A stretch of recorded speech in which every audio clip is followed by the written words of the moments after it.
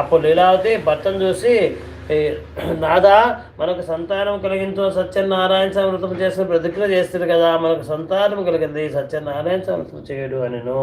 అందులో అతడు అమ్మాయి వివాహ కాలంలో వ్రతము తప్పక ఆచరించిందని చెప్పి అప్పటికే ఆమెకు సమాధానం చెప్పి పట్టణంలోనికి వెళ్ళిపోయాను. తర్వాత కొంతకాలంలో కళావతికి యుక్త వయసు వచ్చి చూసి ఒక దూతను పిలిచి, నీవు పోయి అమ్మాయికి తగిన వరుణ్ణి వెతికి చూసి తీసుకురమ్ము అని చెప్పి పంపాను.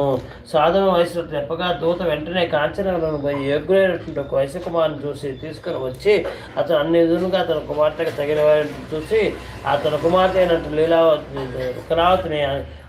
కళావతిని అతనికిచ్చి మహావైభవంగా పెళ్లి చేశాను.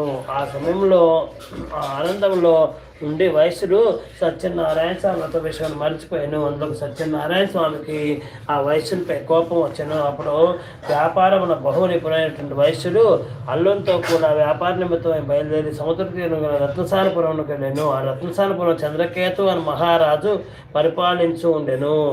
సాధువు తన వ్రతం చేయకుండా చూచి